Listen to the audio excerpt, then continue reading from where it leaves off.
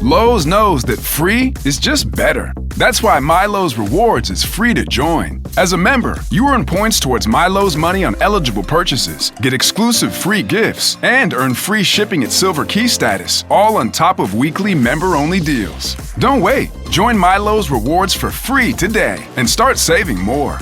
Lowe's, we help, you save. Loyalty program subject to terms and conditions. Details at lowes.com/terms. Subject to change.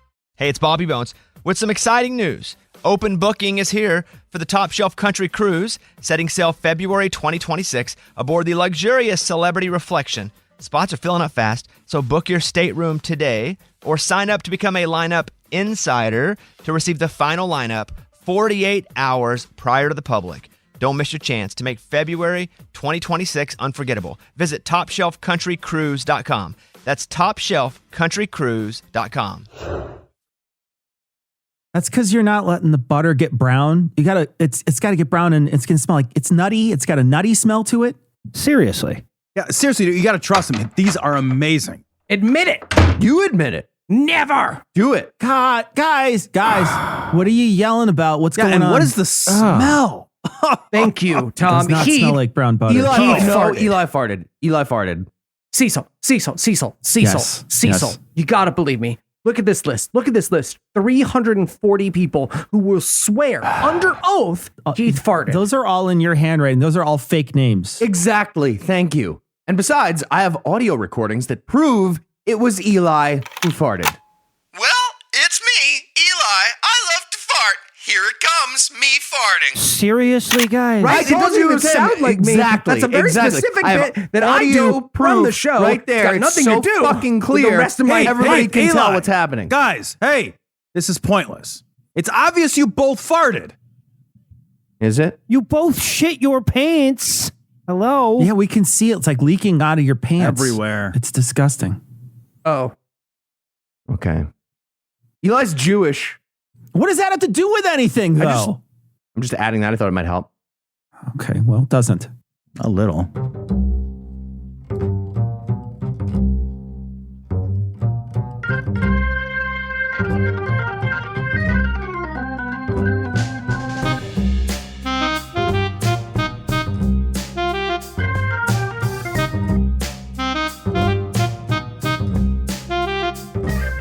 Hello and welcome to Citation Needed, the podcast where we choose a subject, read a single article about it on Wikipedia, and pretend we're experts, because this is the internet and that's how it works now.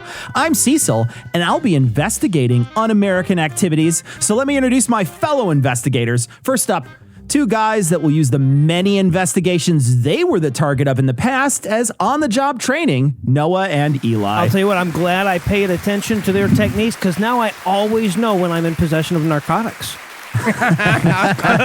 And I'm just saying, whatever guy at the FBI is in charge of spying on me through my webcam deserves paid vacation. Like a lot. He does. A lot of paid vacation. He does. A lot of it.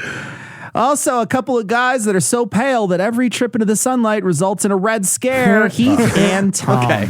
That's reasonable, yeah. My tube of sunblock got skin cancer. Like, I have to put sunblock on my sunblock. Okay, yeah, that jab at me was fair. I'm fair. Absolutely. So, patrons, thank you for your generous support. Without you, we wouldn't do this show. Like, literally would not do the show. So, thank you for letting us do this show. And if you'd like to learn how to make sure that we do this show, be sure to stick around till the end of the show.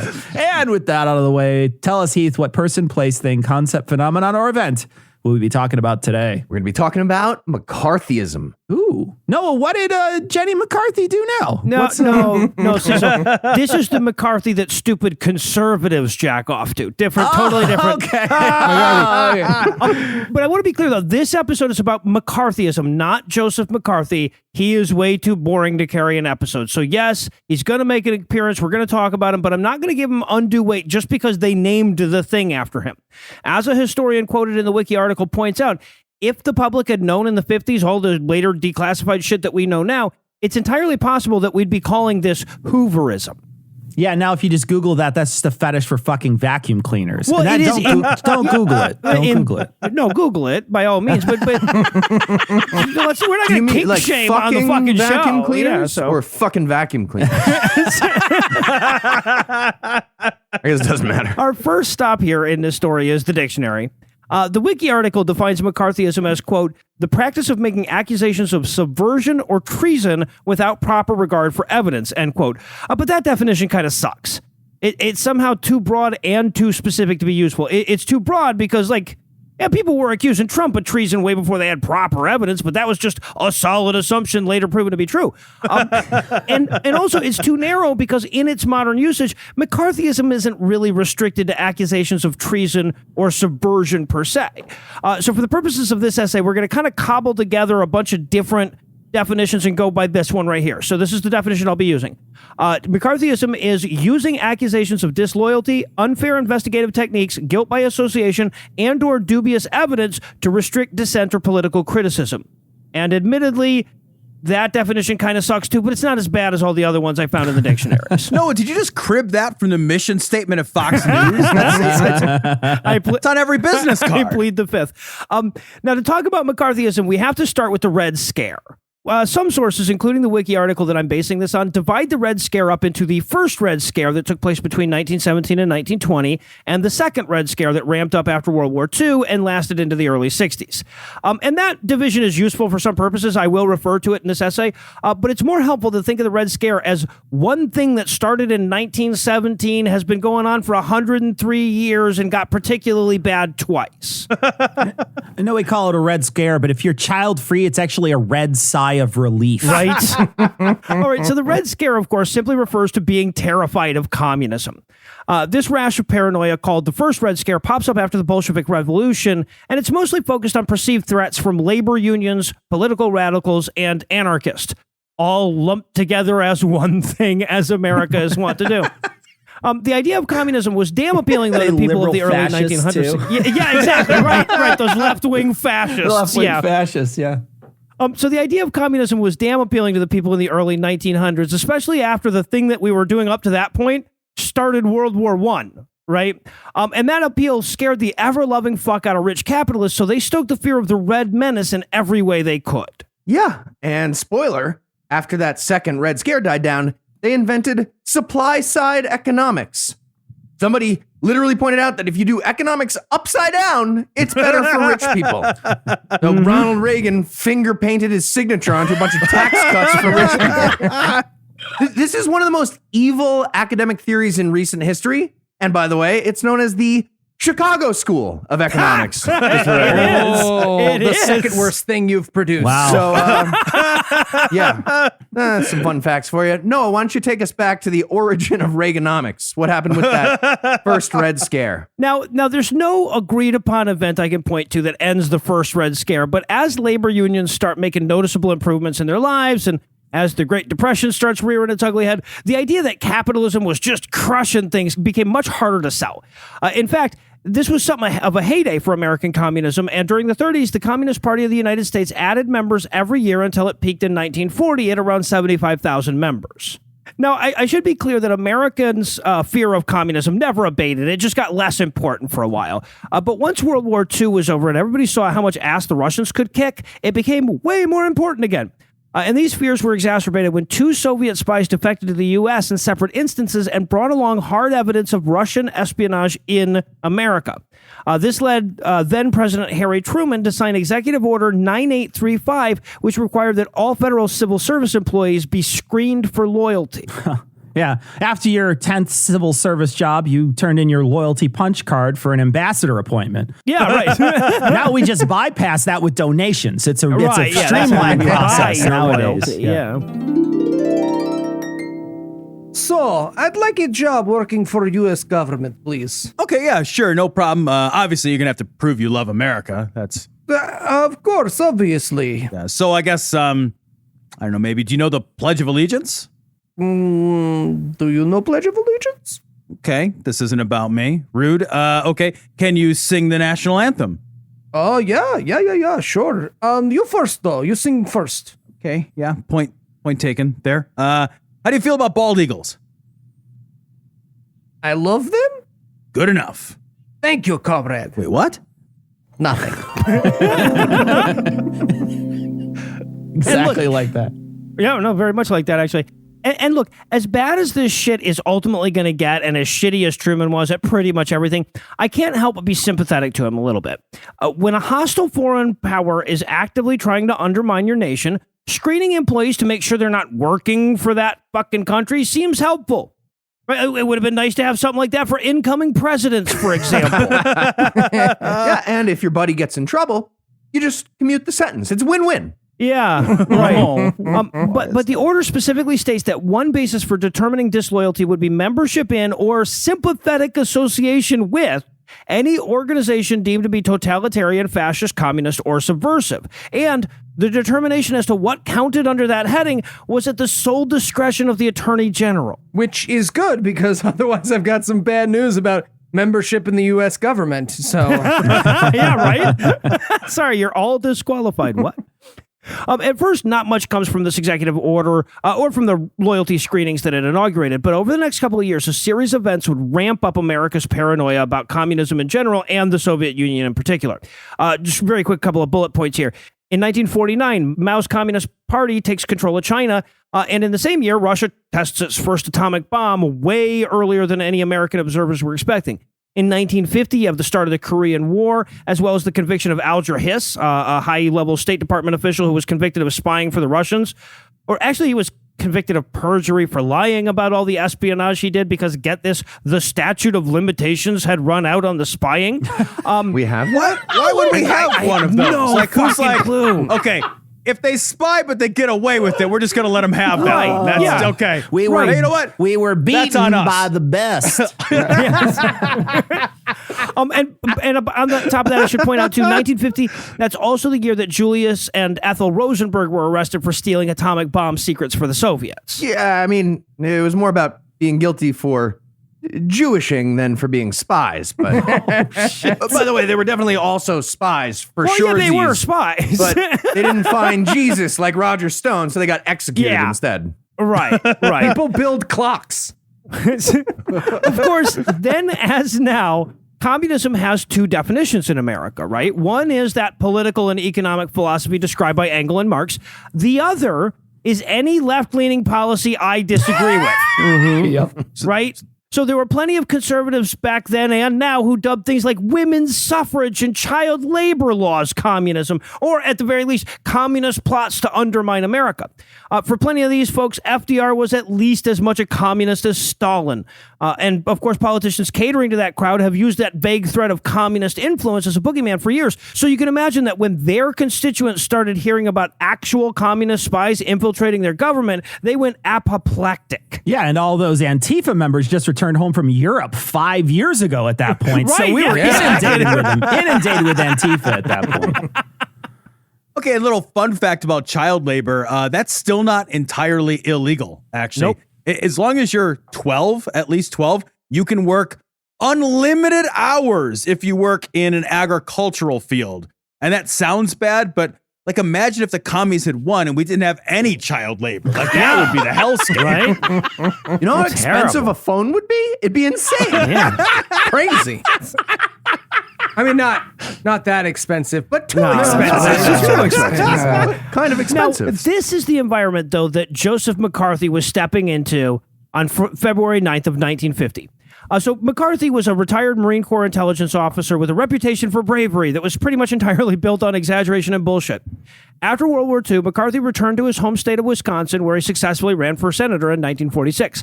And for 3 years, he's basically a boring nobody of a senator, but his Lincoln Day speech to the Republican Women's Club of Wheeling, West Virginia would skyrocket him into national That sounds fame. so fucking horrible. Everything in that sentence. Yes, exactly.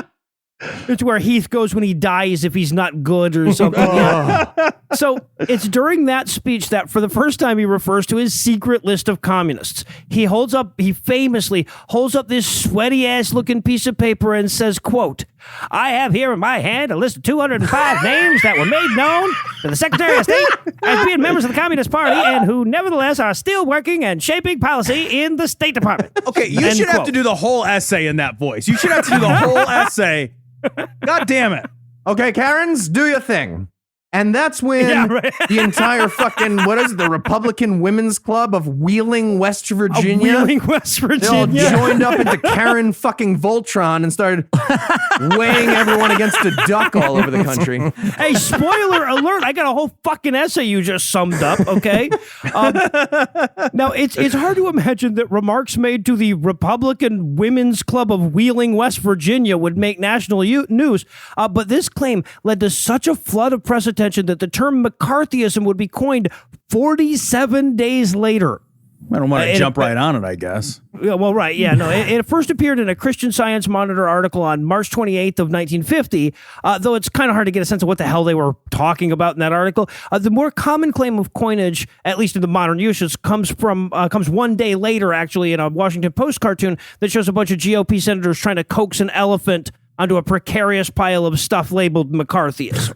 Yeah, now it's just trying to coax a bunch of elephants into an outdoor convention tent city. It's a little different. Yeah.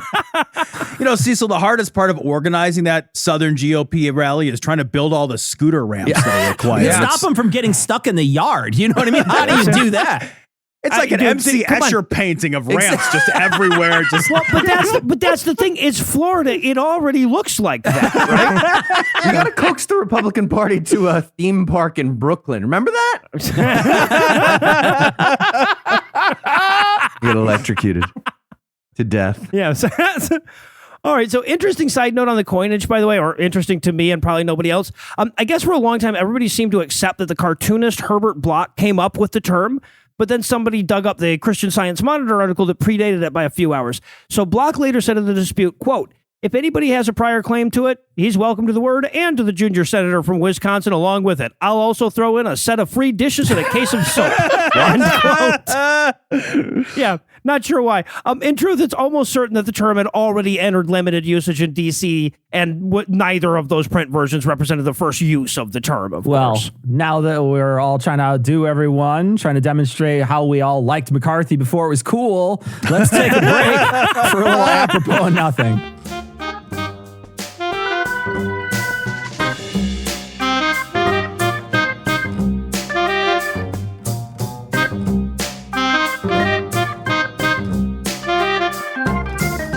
Hi, I'm Cecil, something Italian.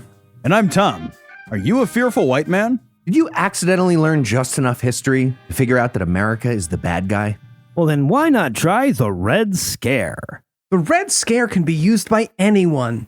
White. For anyone. White. To explain away feminism. Or explain away social justice? Or even why your job at the bait shop hasn't made you a millionaire? The Red Scare. It's not your fault. It's communism's fault. Now available in Black Lives Matter.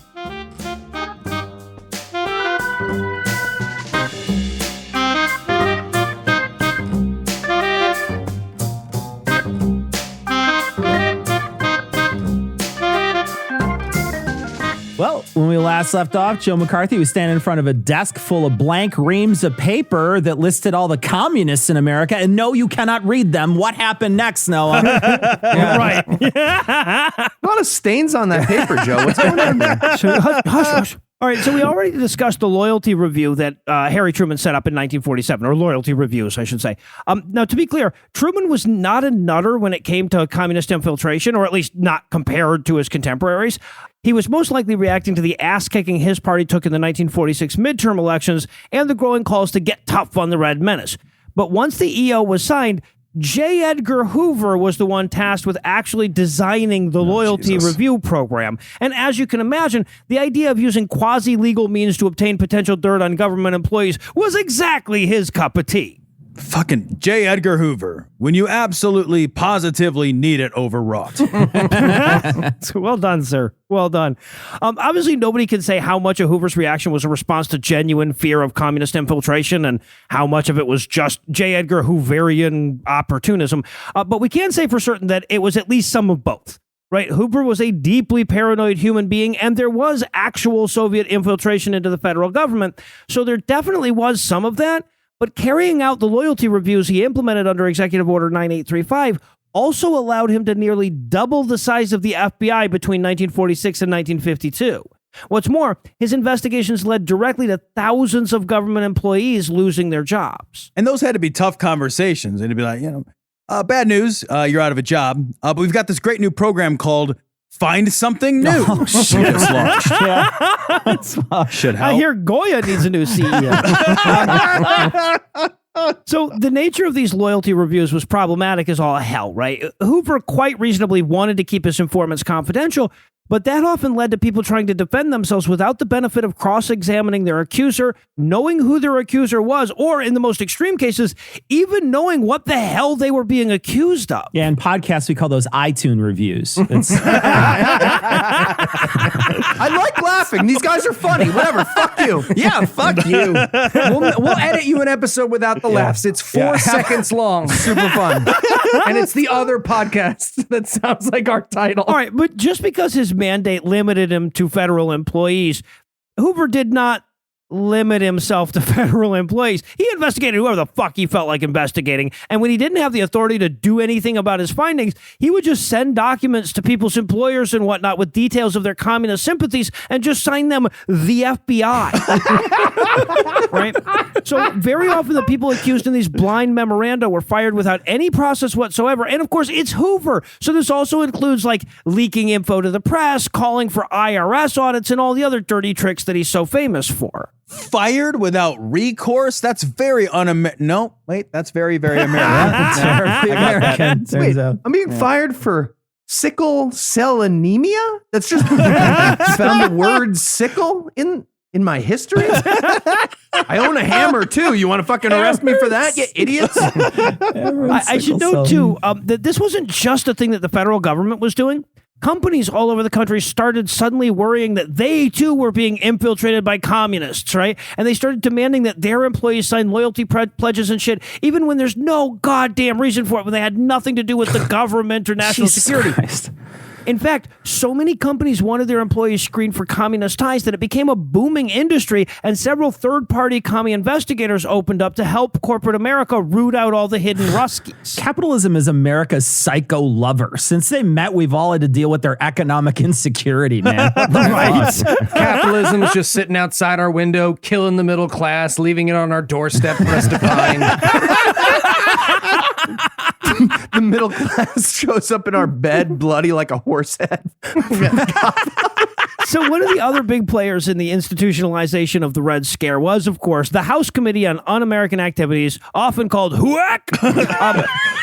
It was, I don't know, it might not actually be called that, but it was the most prominent and most active government committee involved in anti-communist investigations, and it's so closely associated with McCarthyism that a lot of people seem to think that he headed it up.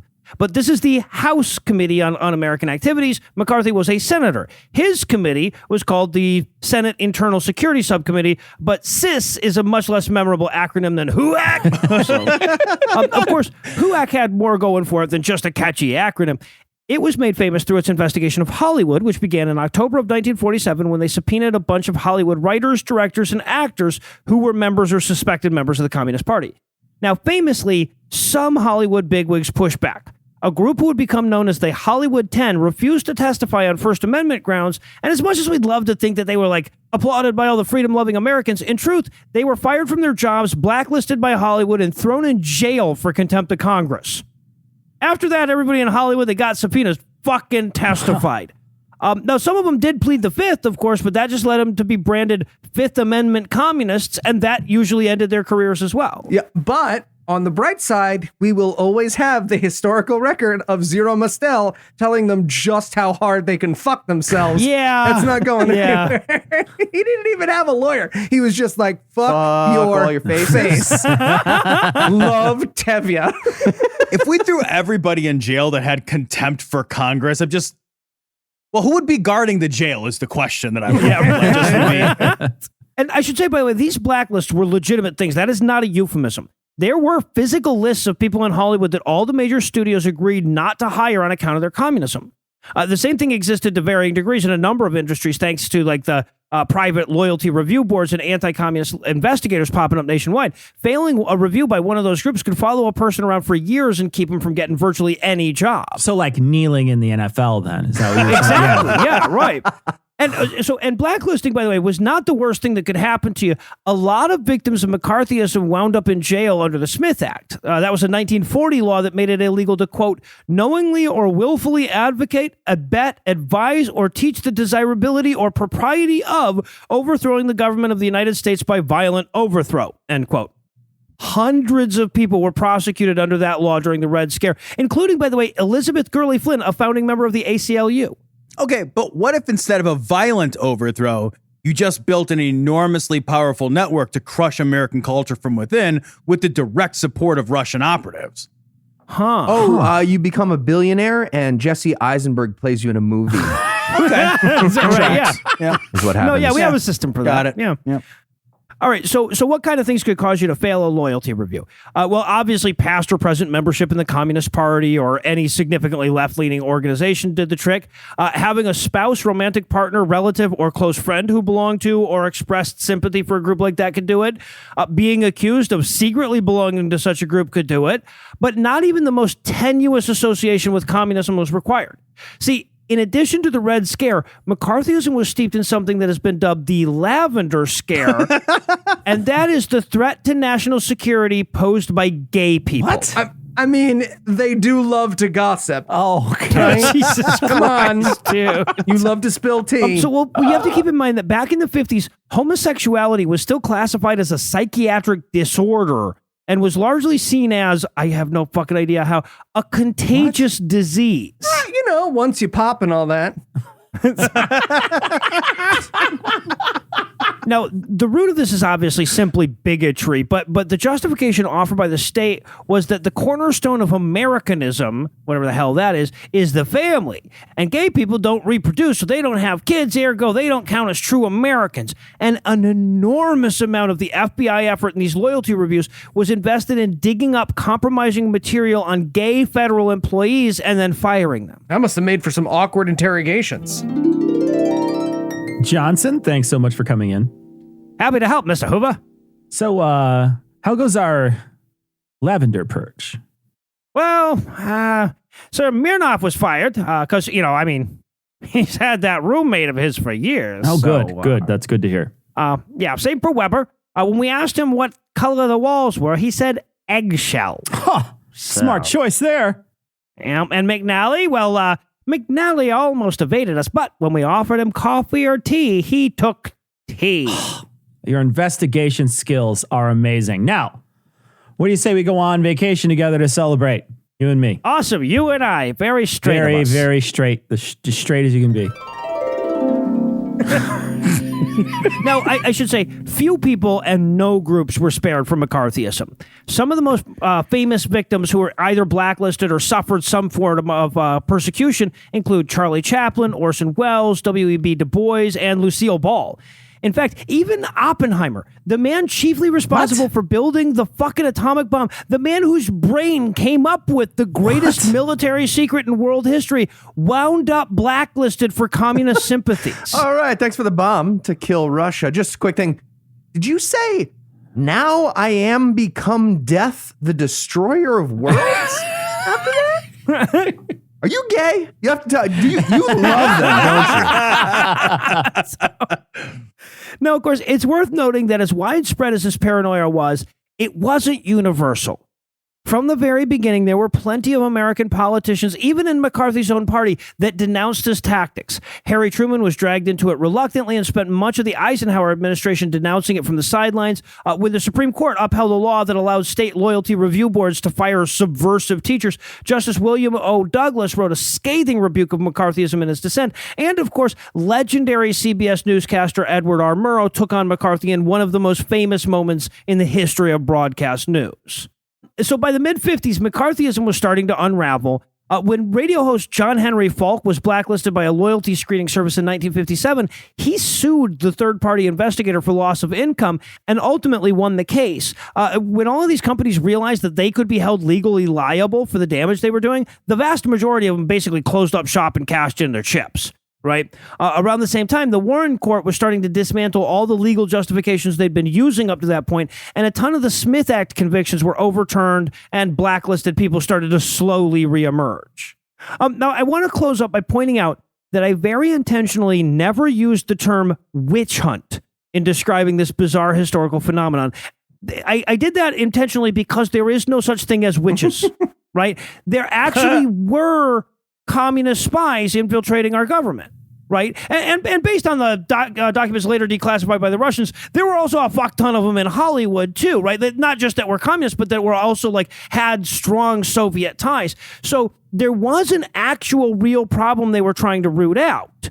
The key lesson to McCarthyism isn't the same as the witch trials. The key lesson here is that the effort to root it out was way more problematic than what they were trying to eradicate. And if you had to summarize what you learned in one sentence, Noah, what would it be?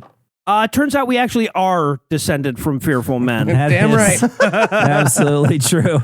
Are you ready for the quiz, my friend?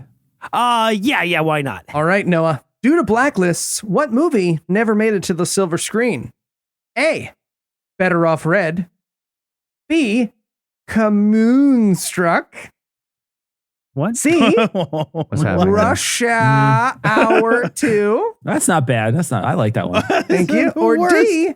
A decent conclusion to the Godfather series. I think I'm going to go with C here because, obviously you're almost admitting how bad it was by adding the 2 unnecessarily to that. Like Russia Hour. I want to emphasize that a little bit. So I'm going to go with C. Good. Correct.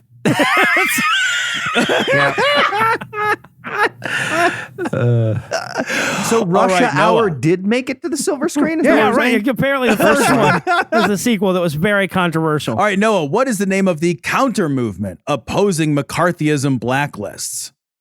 A. All lists matter.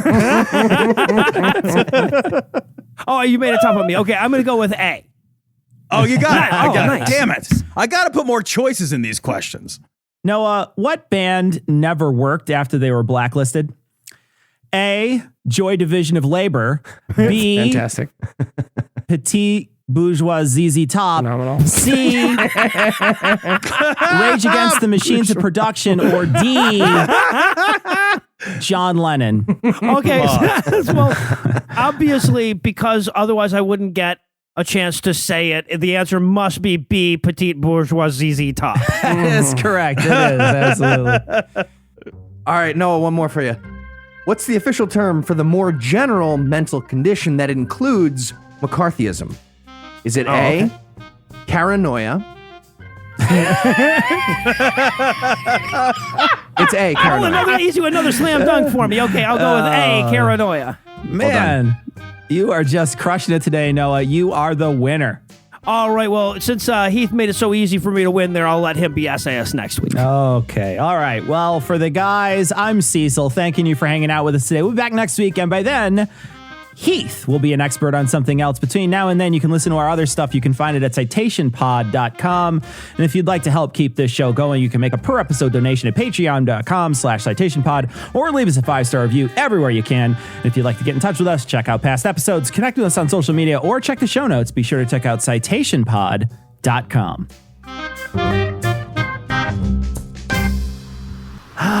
This is the life.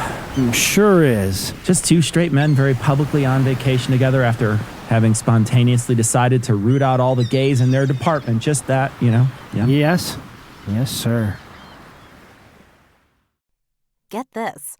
Adults with financial literacy skills have 82% more wealth than those who don't. From swimming lessons to piano classes, us parents invest in so many things to enrich our kids' lives. But are we investing in their future financial success? With Greenlight, you can teach your kids financial literacy skills like earning, saving, and investing. And this investment costs less than that after-school treat. Start prioritizing their financial education and future today with a risk-free trial at greenlight.com/get-started. That's GREENLIGHT.com/get-started.